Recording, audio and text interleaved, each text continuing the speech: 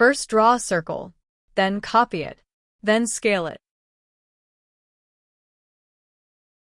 Now draw line to create a semicircle. Now draw arc line. Use flip tool to mirror arc line. Again draw a arc line, and use flip tool to mirror. Select to arc line, right-click, and select Weld Edges option. Now draw a rectangle. Now use Extrude tool. Select rectangle face. Then click over this option. Then select line one by one. Now, click OK. This plugin is magical. You can download this plugin through the link in description. Thank you.